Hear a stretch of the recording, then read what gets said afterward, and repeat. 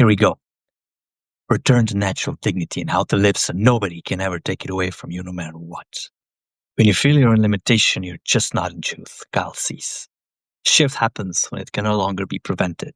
Maribor, 26th of December 2025.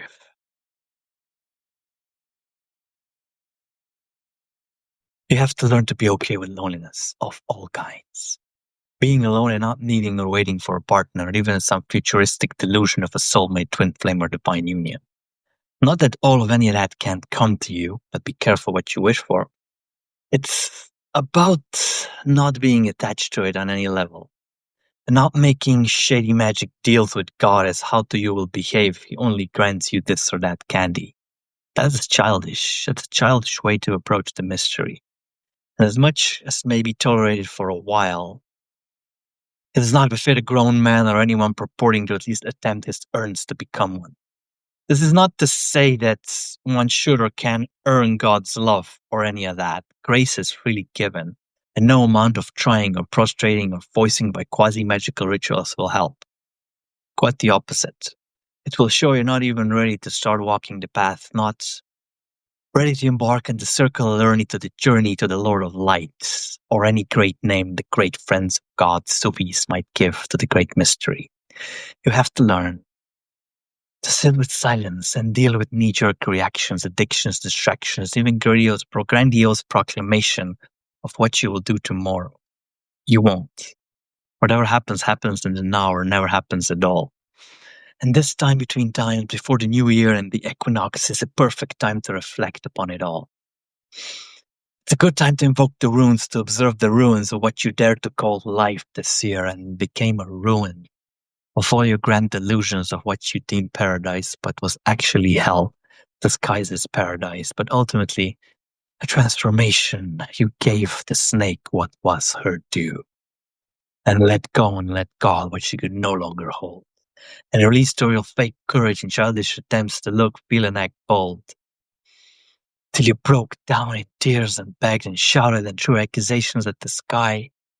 And the great creator you deemed wronged you, or at least did not honor the promises you deemed yourself deserving of. And the silence patiently waited for you to mature and be reminded that nothing in this world really belongs to you. And nothing really has, did, could, would, or ever will. But you were given as much time as needed to recognize the simple truth.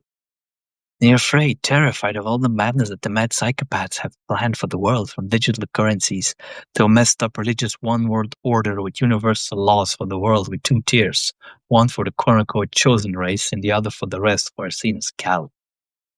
And you know it's not a conspiracy because it's spoken more or less openly, and that just means they're willing to go all the way and don't really care about being seen. Quite the opposite. They want it to be known. If you don't know what I'm talking about, look inside and look around, and hopefully you will go beyond those with ears who cannot hear and with eyes but cannot see, as the teacher of love tried to warn us.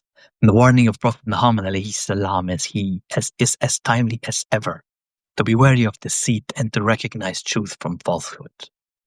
There's so many new age fake-like instant spiritual methodologies beyond sale. One is almost safer to ignore all of them and just go hug a tree or take a walk or go back to the tradition of his ancestors, as long he or she can do it from a space of love, openness, and truth. So what do? We recognize the magic that is our birthright. We follow the gentle whisper of our own soul that will not lead us astray. We connect to the elements and the elementals. We dance, sing, rejoice, and celebrate everything.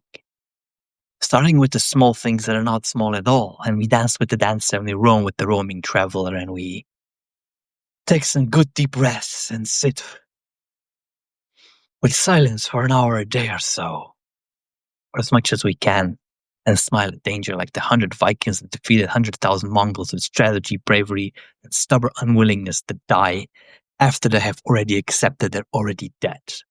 It's better to live 10 years a free man than 100 years a slave. My ancestors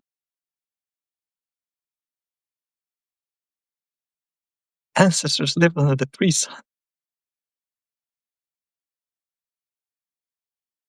And I intend to keep that tradition come what may. The light that you are, Set you and me and all of us free, and may you live, breathe, eat, sleep, create, make love, and all that is, in a sovereign manner that befits a prince, a king, or a sheikh. Last but not least, your innate, natural dignity. Love you all. Stay free. Stay upright. Don't fall for deceit.